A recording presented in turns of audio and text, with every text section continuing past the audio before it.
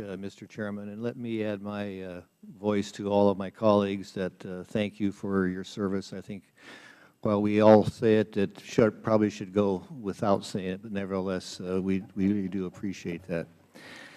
Mr. Hicks, I want to follow up. You may have answered this, and so I just want to get a clarification because Mr. Jordan was entering into questions regarding the lawyer that came in and was not allowed to go to the meeting because of wasn't qualified to go to that meeting. My question specifically is to back up. The State Department sent this lawyer. Were you told why the lawyer was sent? He was sent to participate in all the meetings and all events associated with Congressman Chaffetz's visit. Okay. Did you find that unusual? I never had occurred before in my career. Okay. But they did, the State Department did say that this lawyer was going to come and participate in all of the meetings. Yes. You were told that. And then, of course, they couldn't because of the protocols. You mentioned that the tone of the State Department as related to you changed probably after the Rice interview. It began to change. Yeah. Explain, just give us some examples of how things changed. Again, I began to have my management style counseled by Assistant Secretary Jones. When she visited, she again counseled me on my management style and said staff was upset. I had had no indication of staff being upset. And then again, when I returned to Washington, she delivered a very blistering critique of my style and again exclaimed, "I don't know why Larry Pope would want you back." Well, that leads to a very obvious question then. Prior to September 10th, 2012, had you received any negative feedback from your superiors? No. Chris and I had developed a very positive relationship. He trusted me, I trusted him, and we were working together very, very well, and morale was high. Well, I suppose in a career as long as yours, you might have some disagreement with your superiors. Was it to the extent that you have felt that you were treated after this event last September compared to prior maybe disagreements you may have with your superiors? I guess on a scale of 1 to 10, 10 being the worst, 10. And you were 10 after. Okay.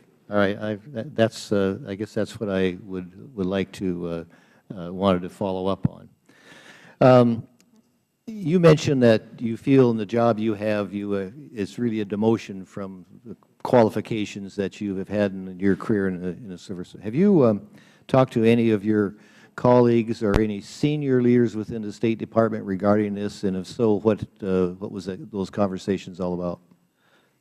I spoke with, well, after a couple of friends who have outside the Department intervened with senior officials about my situation, the Deputy Secretary Burns and the Director General said that I would be taken care of. Same thing that Larry Pope had indicated.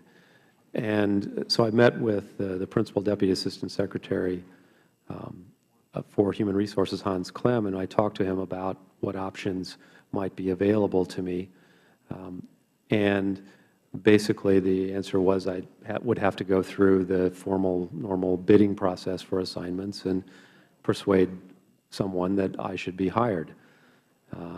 And then the conversation with Deputy Secretary Burns was centered around discussions I'd had with the leadership of our embassy in Mexico City about the head of the political section job there, which would be a very good job. And he said that he would support that, but I had to go through the process. And it's a very long process since that position is at a higher grade. Well, let me ask you this. Going through the process, and I understand there's protocols, but would that strike you as unusual as somebody with your background and the position that you had in Libya and other areas? I was surprised that I was having to go through the process, the normal process. Okay. And especially when the ambassador in Mexico City had talked to Deputy Secretary Burns about bringing me on as his political counselor. Well, I heard my colleagues on the other side of the aisle say that if there's any retribution, that's my words, not your words, any retribution on this, that you will have full support of your colleagues. Let me lend my support, and I think support of everybody here. I think a bipartisan support on somebody that comes forth that has a difference of agreement on a policy issue or a decision that killed 4 Americans deserve to have whatever we can give to you. So thank you very much, and I see my time has expired. Well, and the time that we can ask